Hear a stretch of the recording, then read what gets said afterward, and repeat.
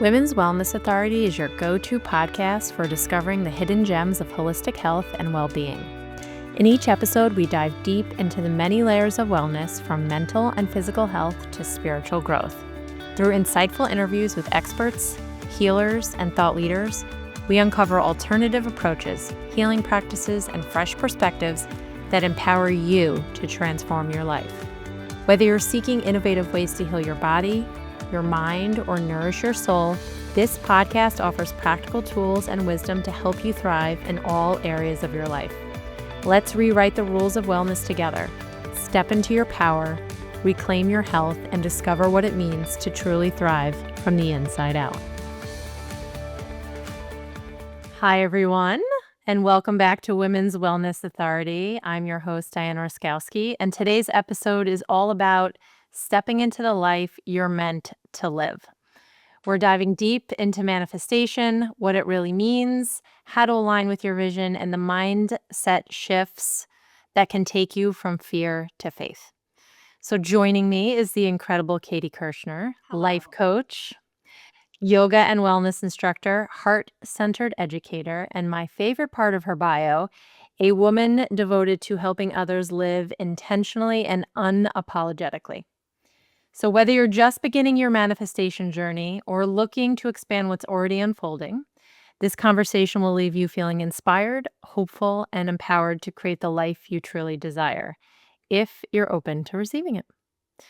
So Katie, let's jump right in. Thank you so much for joining all of us. Thank you so much for having me. I love what you just said about if you're open to receiving it. I think that gets us to the end, everybody. There's the key. Yeah, It's an important part, a really important part. it is. But, maybe before we dive in, let's just talk about manifestation.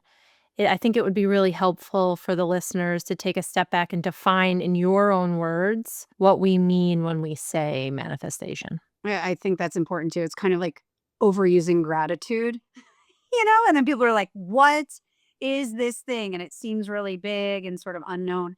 To me, manifestation is like placing an order with the universe. It's like kind of getting as clear as you can. And we'll talk about how we can like get a little bit clearer in our ask. But that's what it is. It is placing an order for the life that you want to live, for the things that you want. And I'm not talking like, let's drop $1 million cash in our lap. It takes some work from us as well. But when you start getting clear and when you start asking, there's this really cool thing that happens where it's almost like you start to flirt with your future and you give it a little wink, and then your future gives you a little wink back, and you start to collect all of these little signs and clues that you're co-creating with the universe the life that you really want to live. But and the unapologetic part, which we will get to, you've got to get really comfortable with that uncomfortable concept. And it takes a lot of work. But I think that's my favorite way of describing manifestation. So it's asking for what you want. That's the first step. That's right. Placing the order. Can we talk a little bit about that part of your bio where you talk about empowering humans to live an unapologetic life? What does that mean to you, and why is that so important? I think it's a lesson that I learned as I was watching so many other people learn the same lesson. I am a mom and I am a teacher. And in those two arenas, society has a pretty big expectation for women and for how you, or working moms at all. I mean, just how you carry out this life. And I don't think that we give ourselves enough credit for the constant, almost judgment if you step outside of the grain.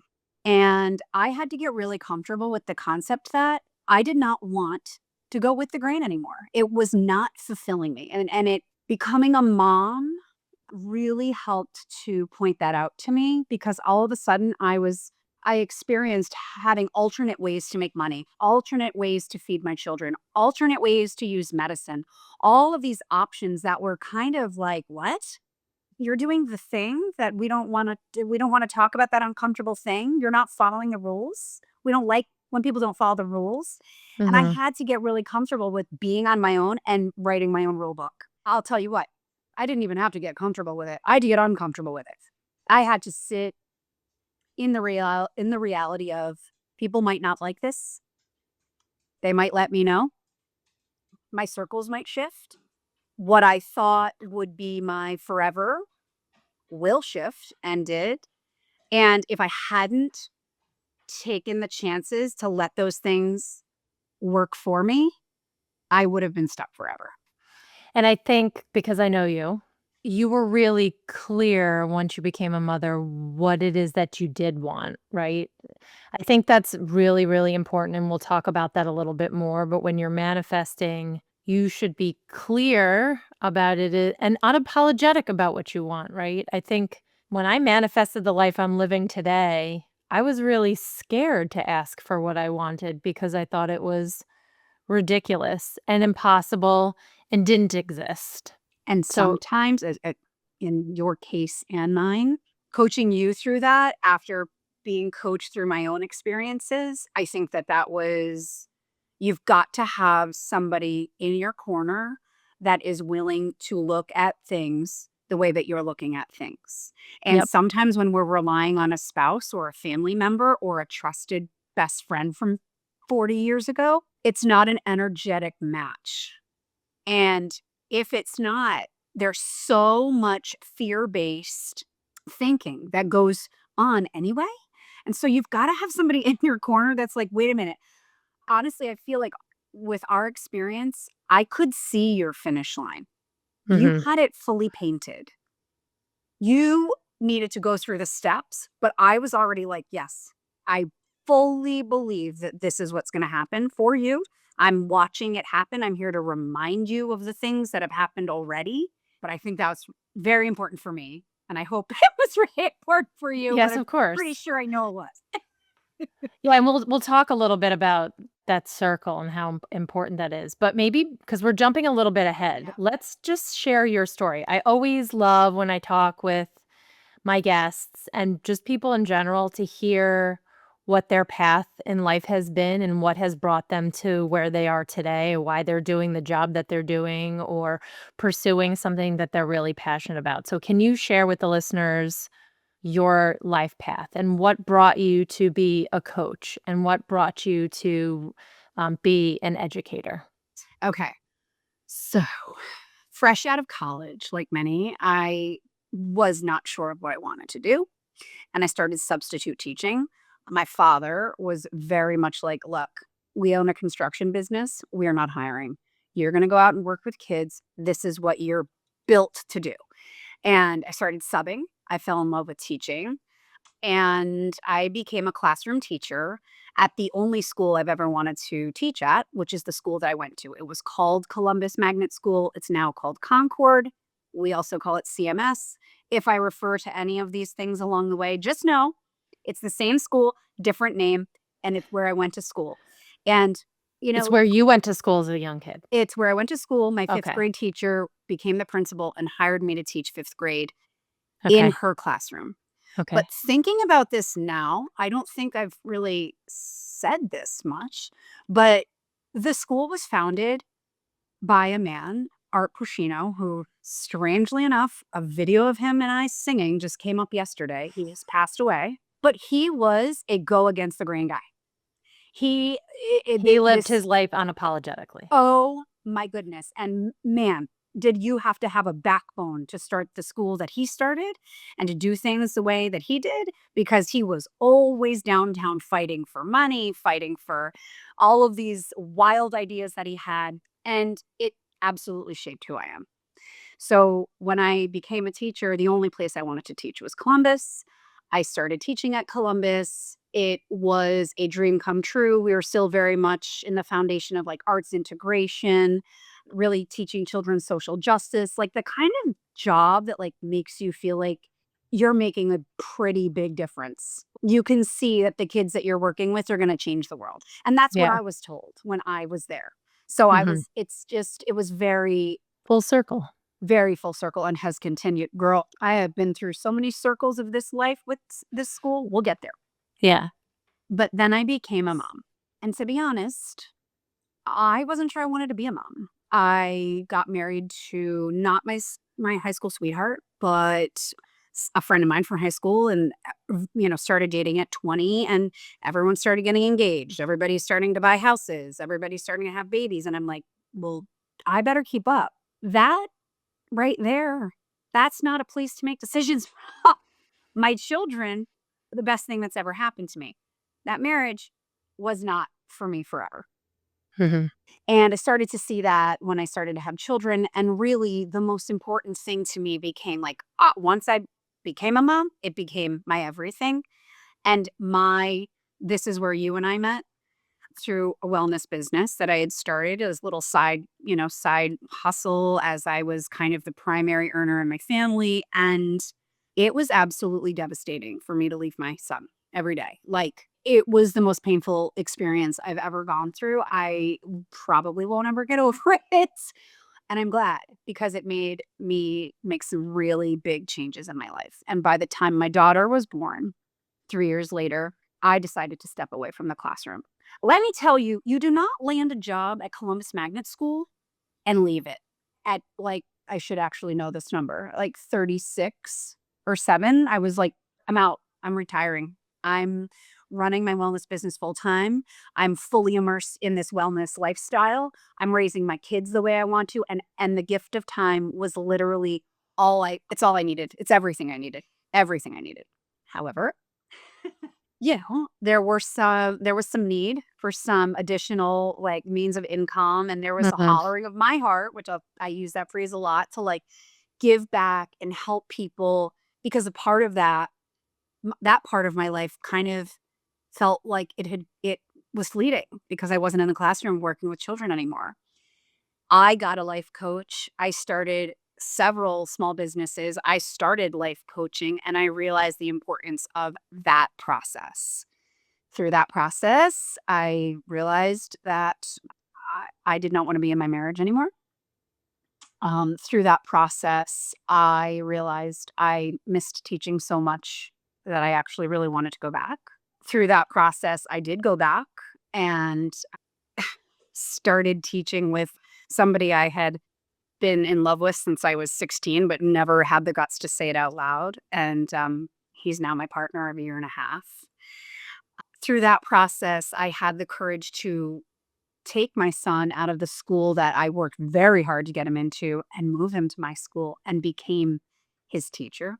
And I've continued to be able to do my wellness business, feed my children the food that I want to, teach yoga, take clients that I really want, not because I need the income, but because I want people to see their best and I want to give them the best that I can. And if it's not an energetic match, I won't take the client. Yeah, but all of that's really the biggest decision I think I ever had to make, more even than getting divorced, was leaving my teaching job when I needed to leave my teaching job in order to be able to go back and fulfill parts of my life and other people's lives. But boy, I had to apologize. And then I stopped apologizing because it's my life, Mhm. it's my path, and it was my story, and I couldn't just plug away anymore until I made some significant changes. And I think the important thing too, through all of that, is it wasn't easy. No. You made some right decisions and some wrong decisions, right? Is that fair to say? Yeah. Because I think sometimes people think, well, one, manifestation's kind of a joke. It's not. I mean, I literally and I'll share my example of, Yeah. like, it's just mind-blowing. It's not. It's not easy. Yeah, it's not easy. It And it's took a lot also of there was a lot of pain attached. just because I ask for something also doesn't mean I'm gonna get it tomorrow and then be like, "Pff, this manifestation thing is like a joke." It's not. It's because you need to actually unapologetically ask for what you want, believe that you are capable Yep. of receiving. Yep. Receiving is a big part of this, Yep. what you ask for. And, it's interesting, I have a question for you. I feel like and I started this way too. I didn't necessarily know what I wanted I remember when you didn't. when we first started, I remember when you but didn't. I know what I didn't want, and I knew what wasn't fitting in my life anymore. So, for someone who is in that place, right? That job doesn't fit me anymore. This part of my life doesn't fit me anymore, but I don't know what my next step is. What type sort of advice do you have for them? Because I started that way. I was never like, I "Oh, this is exactly what I want." I was Nope. like, this is not my life is not fitting right now, and I know that in my gut, Yeah. but I have no freaking idea where it's gonna take me. Yeah. I think permission from someone, like I gave you the permission Mhm. to say, all right, there's things that I'm not happy with. I'm not really settled on what that is. And I think so many times when I'm working with a client, I come from like, I sort of backwards design it or backwards like plan by telling my client, like, it's okay to stop playing small. I think one of the things that people tend to do is they put themselves in a little compartment and they follow all the rules that they're supposed to. And any big, amazing thing that's happened to people happens to other people. And so we just sort of start to try on the idea that, like, why, if not you, then who? Mhm. Why? There's people all the time that leave their jobs and start businesses. There's people all the time that choose to stay home and take care of their children. There's people all the time that need permission to make a decision and then might change their mind. Me. But this concept of what if you didn't play small? Hmm. And there's certainly tools, we've done a lot of journaling. I've asked you many times to do like your all-time best day that you could ever imagine. There's things that we start to do to get our mindset in the idea and training our mindset that like maybe. But also, Which, by the way, like, when I would fill that out, it would be a day off of work yeah, to spend time with my kids. It was that it was that little because I had an intense job. I think maybe I was still in Manhattan at the time, and I wanted to be around my kids more, so even carving out a day off from my job was a big deal. yeah. Like, allowing myself it wasn't even just taking a day off, it was, like, unplugging from that and actually, like, being fully present and just being with my kids or my husband was at the beginning, And those small asks. the really interesting thing with your path, if it's okay, we just sort of Yeah. talk a little bit about, you needed other big things to shift before we got to this part, Mhm. right? Like you knew that you wanted more time with your children, but the move from Connecticut to South Carolina, I fully believe that, I mean, I know that had to happen first. Mhm. And so your perfect day was a day off with your children. But one thing that you consistently knew was that it did not feel good for you to not be close to your parents.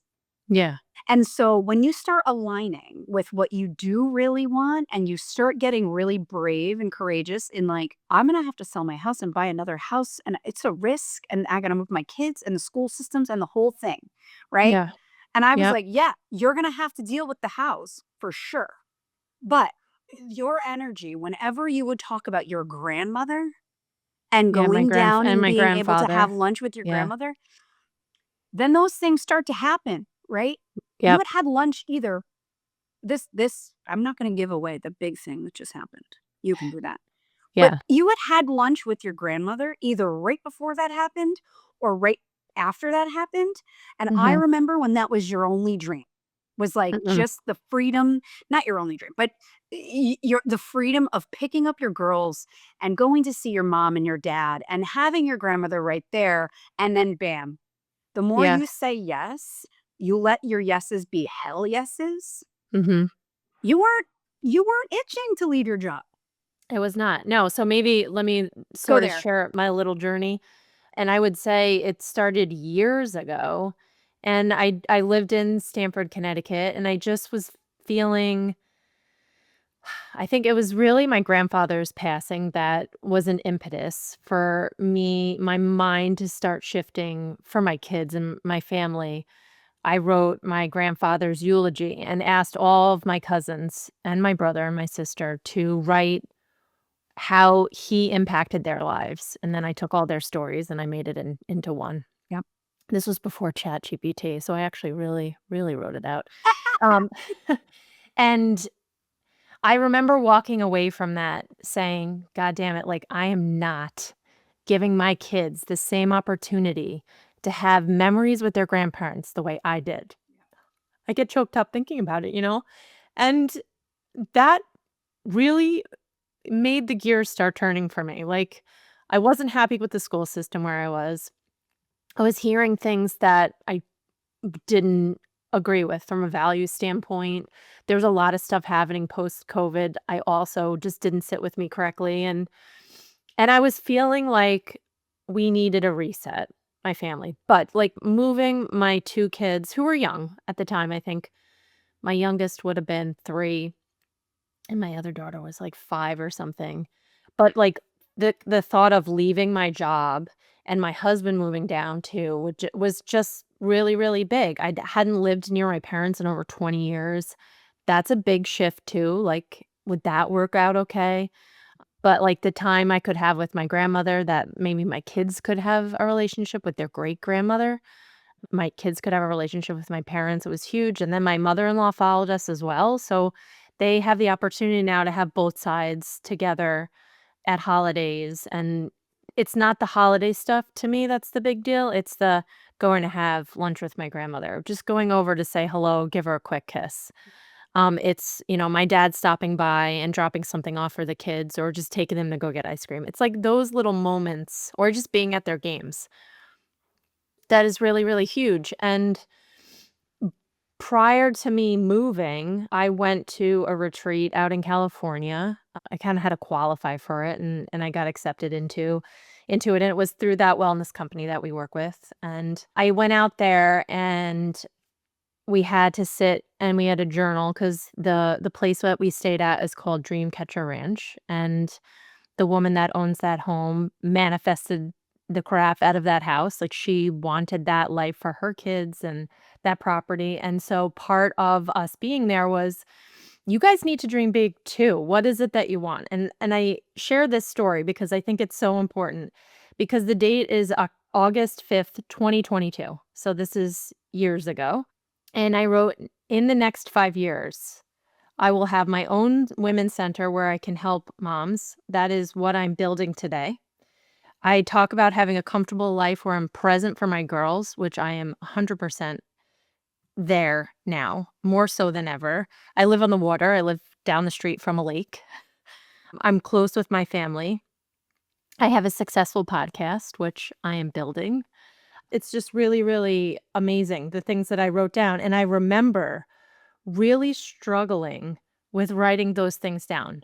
Writing that I want to open a women's center, that I wanna be, like, near my family. To me, those things were scary, and then some of the things I didn't write down that actually came true are things that I've been imagining since I was a little kid, like wanting to live in a neighborhood where kids are riding their bikes all over the place and friends are everywhere, and you have this amazing support system as a parent. I have so many women in my life now that just show up, Yep. at my door, we go for walks, "How are you today? Are you okay?"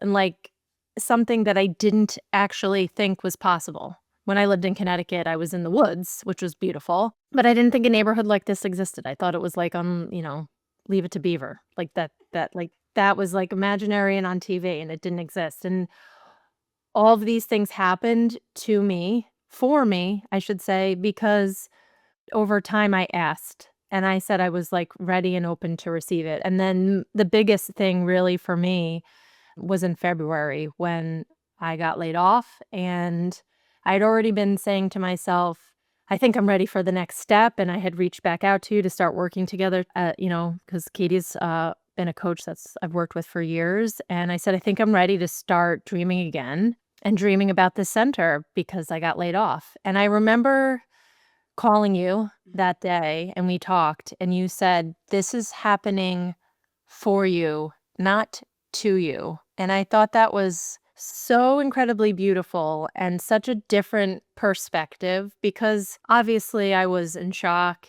and I was overwhelmed. And you were doubting yourself. I mean, I there were was, some very yeah. big emotional, Yeah. Yep. reactions to Like, that process. can I did I not do my job well? Right. Am I capable of doing my dream given the fact that I just got laid off? Like, maybe I'm not as skilled as I think I am and all those things. And you just had, to your point earlier, the person that you could bounce the things off that can tell you, like, "Fuck yeah, you can. 100% you can." And you reminded me of those things that day, and those were all the words that I needed to hear to know that, like, "Okay, I'm gonna unapologetically move forward." And it takes time because 'cause it's been several months now, to start asking for what it is that I do want, and I've, over the last couple months, really had to lean into faith and trust that my path is going to present itself, and things just keep happening, and I keep getting introduced to people because I'm literally being like, "Okay, I'm ready. I'm ready for some sort of guidance." I pray every night, like, "Just give me the next step. Show me the right person. Give me a sign." And it's funny, and whenever I'm doubting or I'm, like, talking to somebody and saying, I don't know if I should do this," I get my, like, number 1 sign, which is a cardinal, like, dive bomb cardinals. And I remember talking to you in Connecticut and saying, "Guess what? We decided to move." And I was walking outside, and there were, like, 45 cardinals in my yard. I don't know if you remember that. It was like, "Okay, this is my sign." But yeah. I will Eh never forget that day. I have a picture of I don't know if you know the picture, but I have a picture of myself right after we hung up from that phone call where I was like, okay, she's going to do it. It was either like you were just closing on the house or you had just made the decision, but it was like so clear. It was so clear. Like it had arrived for you in just the right way. And sadly, I wish I could change this for you, for me, for everybody. It's not typically without bumps.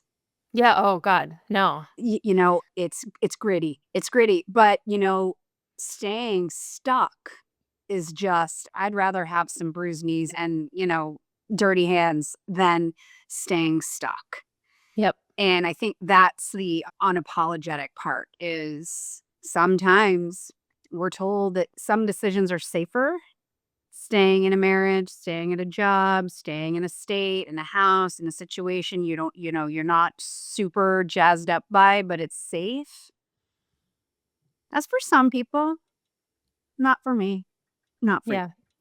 Not no, certainly not for me, and I'll say too, I think you mentioned it earlier, me deciding to move was the beginning impetus of all these other changes. And yeah, oh, talk about grit. I mean, I'm an extrovert.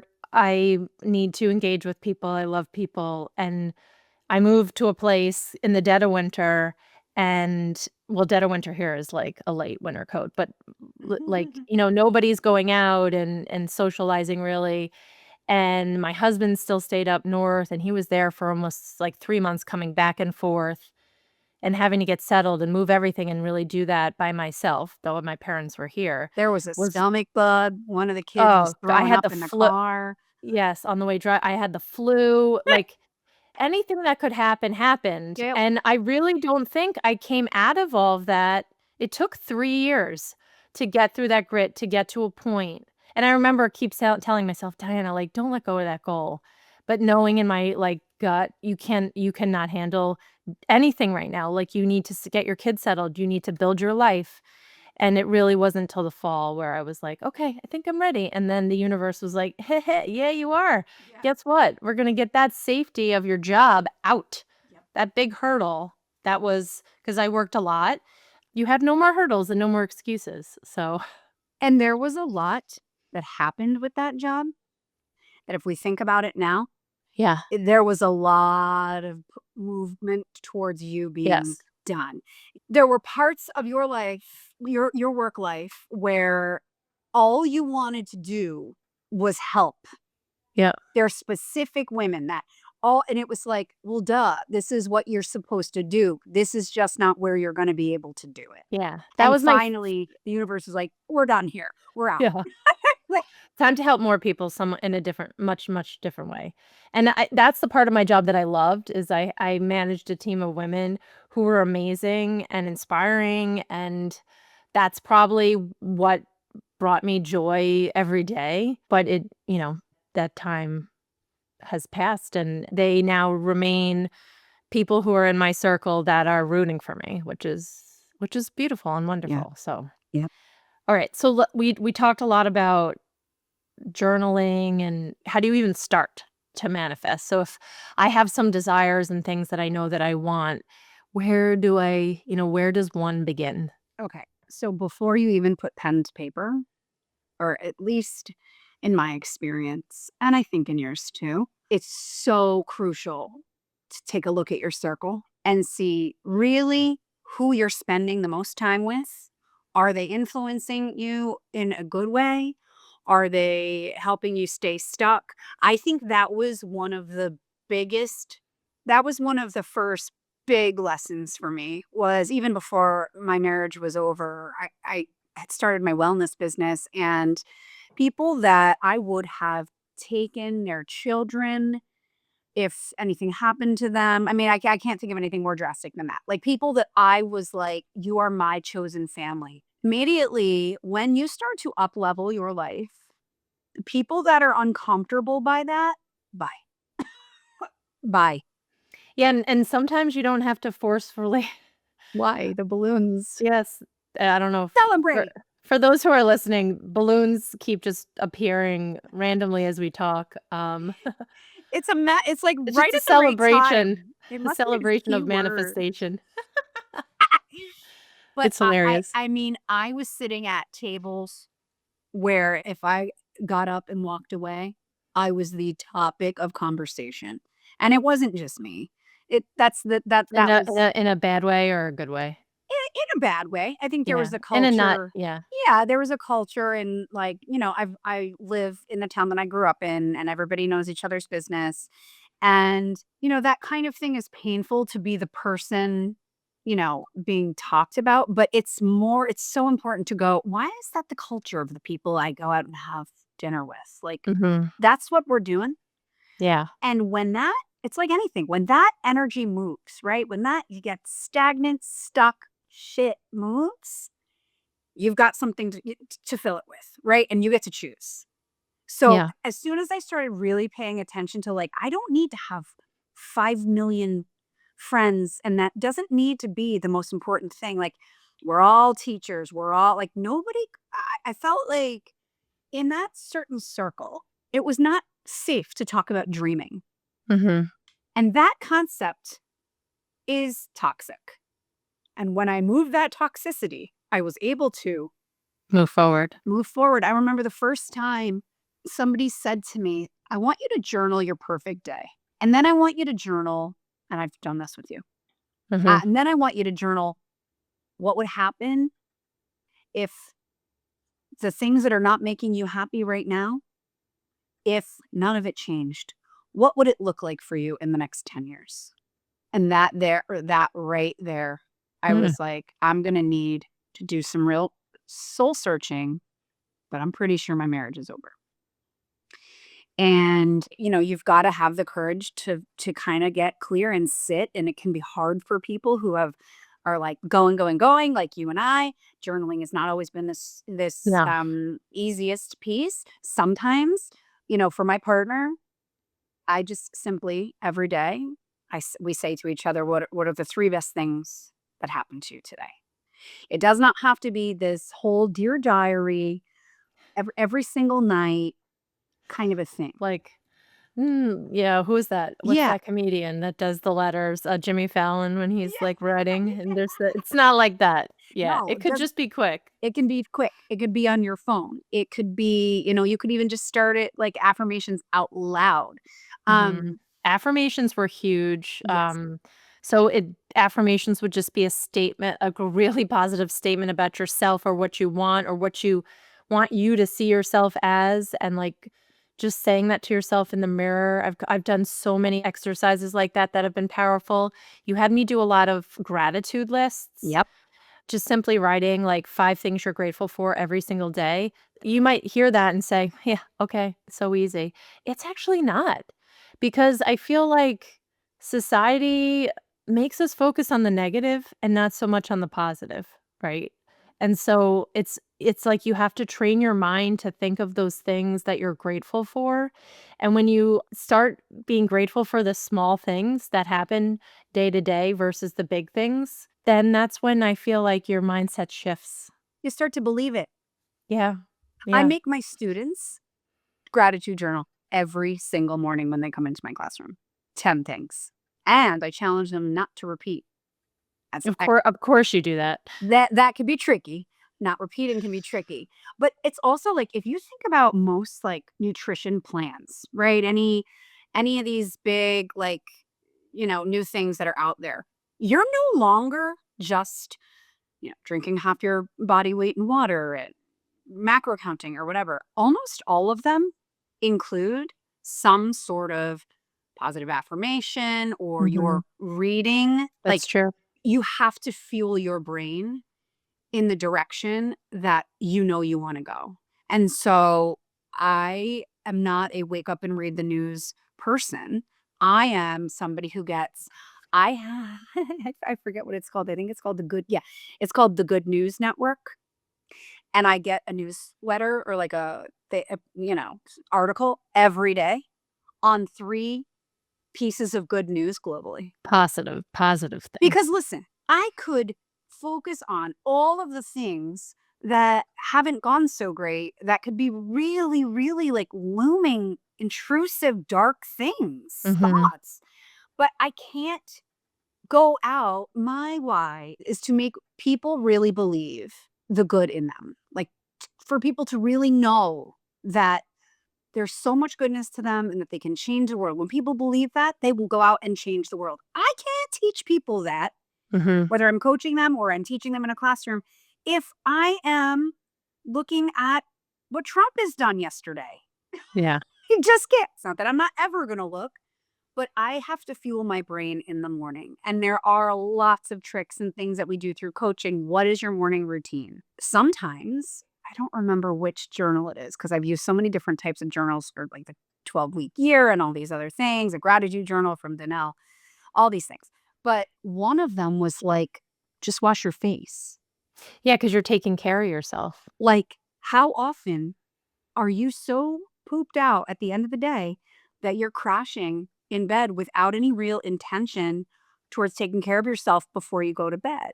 Yeah. These are things that very small steps, right? Just like that's sort of the Mhm. big that's the big picture here is like the small steps are where, that's the moneymaker. You start to look at what you've been doing. You start to look at patterns. You start to continue to make positive shifts. You decide you've done this great morning routine every single day. Now, all of a sudden, you might want to take a walk on 3 of those mornings. Now you're Mhm. moving. Now you're getting your steps in. You're drinking water. But if we try to do it all at one time, can be really overwhelming. And that's sometimes where people just give up. Yeah, and I think Um, it took years for me to just, like, think about moving and then actually doing it. It wasn't like overnight I decided. no, none No, of it was your struggling. none of your big shifts have been overnight. Most of yours have started with an honest conversation that you like, just like with the job. You knew that you wanted to positively impact women. You were focusing on that at work and it wasn't really working out some of the time. It wasn't enough for you. And you dreamt up this wellness center, but you weren't sure how. But like by then, your brain had been trained enough to believe that you could make big shifts happen that would actually be better for your family, even though they felt Mhm. risky. Yeah. Um, I know at one point too, I had thought I can have a successful career and have some flexibility and be present for my kids, yeah. and when I left Manhattan and went to my job at the company I just left that I just left, I had that. We were able to work from home, and I had a little bit more flexibility, so that to me was, like, something I never thought could happen actually happened, and it happened because I believed it and I asked for it and, like, repeatedly. I had just said, "I can't take this anymore, like, I need something different." Yep. And a job presented itself during my maternity leave with my second baby, and that Mhm. led me onto a different path, and even in my heart of hearts, I knew, this is, like, my next step, but I know there's more steps coming."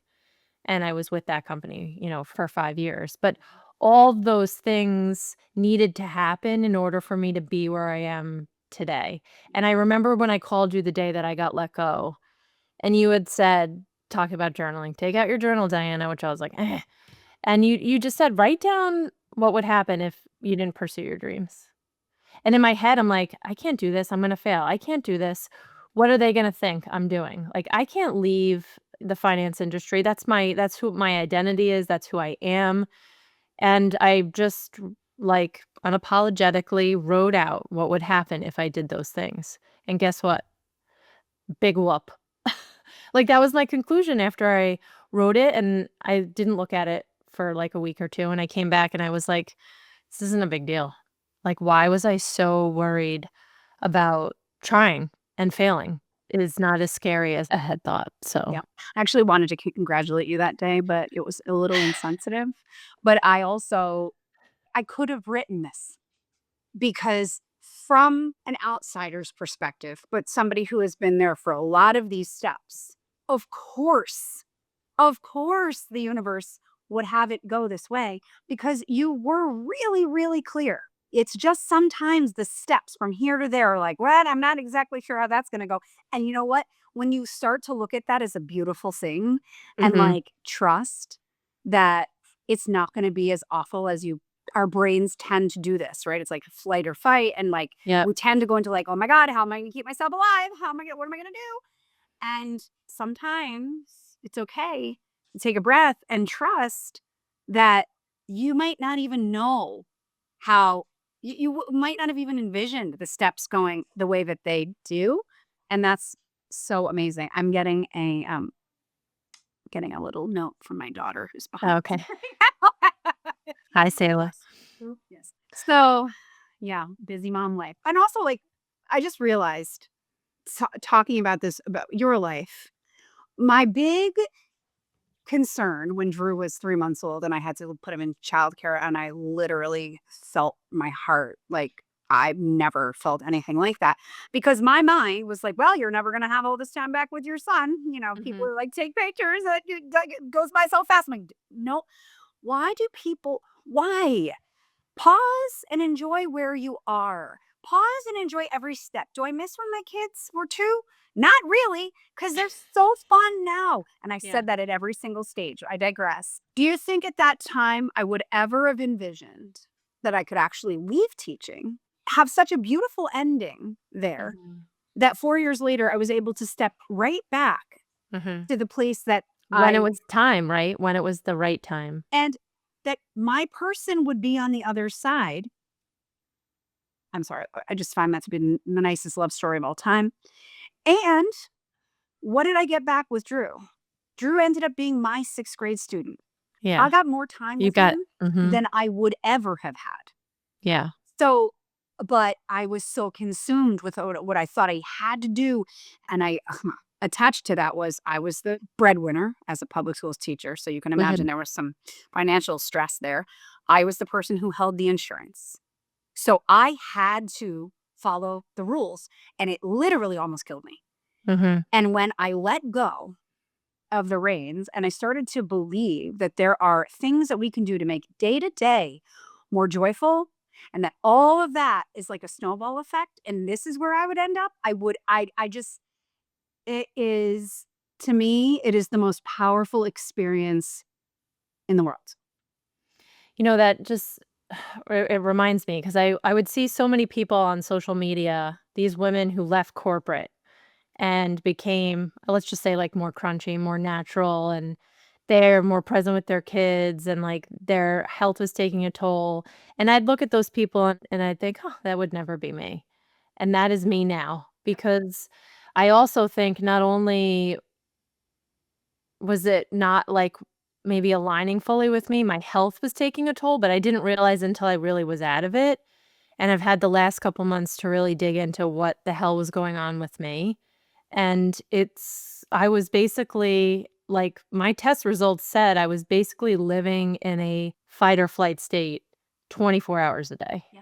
And I think there's a lot of women out there who can relate to that and understand that that's how I feel. Like, there's, I mean, so many things. But I want to go back to what we were talking about earlier about surrounding yourself with the right people when you're manifesting something big, how we can create that safe space energetically and emotionally that really can support us when we want to dream big and want to go after those dreams. There was a meme one time or video that one of my friends sent me. It was so beautiful.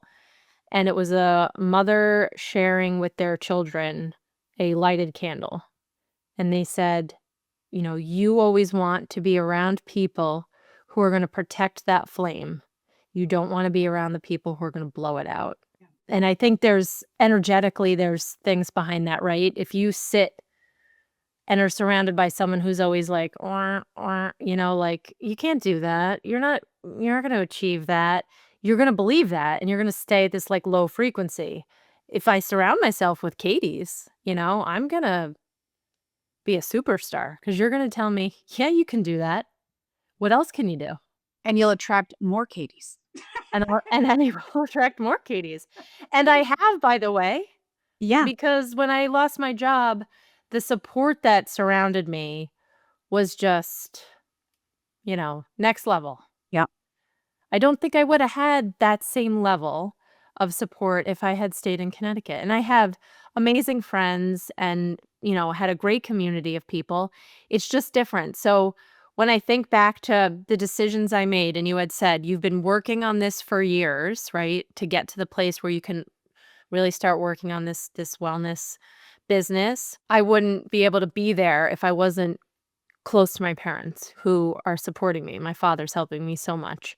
And I wouldn't be surrounded with the friends and the women who are asking me constantly, how are you doing? And supporting me and throwing me like growing glow parties, It's just it's a different level of support. And I surrounded myself with the right people.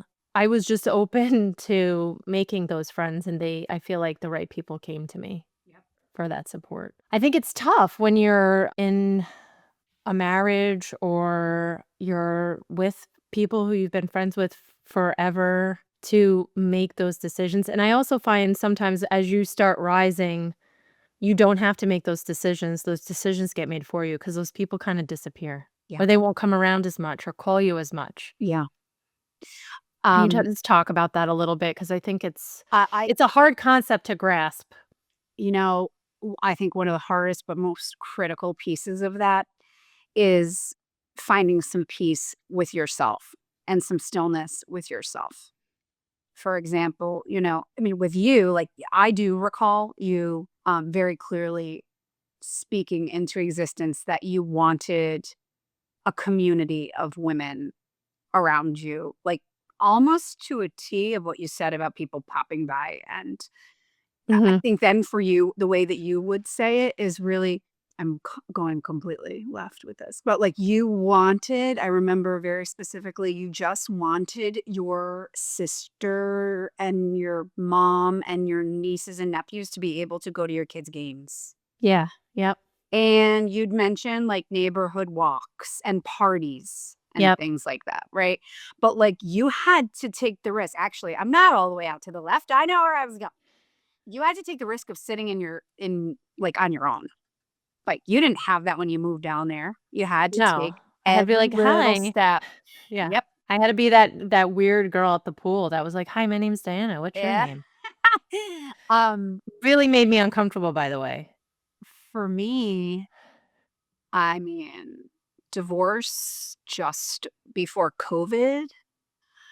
I thankfully, when I left teaching, I immersed myself in this wellness community through Yum Living and like the oils and the supplements and the Ningxia bread and all the good things that we were pouring into our bodies. And so I had this like online community of people Mhm. that was really important to me as an extrovert. But most of the time, between my losing a lot of people with the divorce and the yuckiness of that. And COVID, I had to get very comfortable with myself. Mm. And what I chose to do with my alone time was morning rituals, take care of my body, figure out how to juice things, took care of my dogs and my children. And I literally, the noise quieted. Mm. And I gave way less F's around, you know, what birthday party was had, the noise, the stuff. Yeah. You got to really get clear on like, where are you putting your energy and what matters to you? And are you doing things that are in alignment with who you really are? Or are you doing things in alignment with who you are supposed to be? Hmm. And And I also did. being okay with maybe that person, whether they're a new person in your life or an old person in your life, if it doesn't align, that's okay. That just means that maybe that individual doesn't have a place in your life anymore, but they served a really important place, Yep. Yep. you know? Yep. And sometimes you get to such a healed place with all of it that you're not necessarily spending the same amount of time with those people, but it's all love. Like, Mhm. You're I am like, "I not. understand how you are," and I think the older I get, and hopefully the listeners agree, like, I don't know if you necessarily audit your circle. I've never, like, looked at all my friends, but I understand them each individually and who they are and what they can bring to me or our friendship, and I honor that. Yep. Instead of having these unrealistic expectations that I had in my 20s of this person's gonna be this, and that to me, Yep. because they maybe are not capable of being those things, and that's okay. That is completely okay. Yeah. Maybe I just will go, they're good to have a drink with, you know? Yes. But maybe they're not good to, sit and talk about balancing chakras, and that's okay. And maybe those are not the people that, definitely, not maybe, that you're going to share these big goals and Yeah. dreams with, because you have to keep that to the chest. Like sometimes that is just not for every circle. It's Yeah. just not, because the Mhm. feedback that you're going to get, are you going to let that bring you here when there's fear based stuff that's coming in from other That's people's? already in my own head. I don't That's right. need anybody else around me to bring it, it's enough work for me to tell myself, "Stop Yeah. thinking that," and yeah. And sometimes it's, in my experience, do you think my parents were thrilled that I was going to be leaving the teaching job that they paid so, I mean, my parents, just full disclosure, put me through college and grad school. I had a consistent income. I had health insurance. I had a pension. I had the things that you're supposed to do. And my parents do not even speak to each other. And they were like, what? Like, they were not necessarily the people that I could share, like, my heartbreak. I mean, they knew the heartbreak over leaving Drew, but it was sort of like, yeah, but that's par for Part the of course. life. Like, you're not Yeah. independently wealthy. You've got to support your ex-husband or whatever. And that's okay. They're my parents. Like, Mhm. they're not supposed to let me do risky, crazy things. Mhm. They're Mhm. supposed to keep me level-headed and grounded. That's what they are that's their purpose. Yep. And I left anyway, and it was the best thing I ever could have done, and let me tell you, the cheerleading that went on when they saw me go back. But you know what? I walk into school every day as though I'm a, like, first-year teacher. Yeah. Like, I'm telling you, on a daily basis, even on a crappy day, I am so lit up by being able to impact children. And I could not have gotten there if I didn't make the scary decision. Mhm.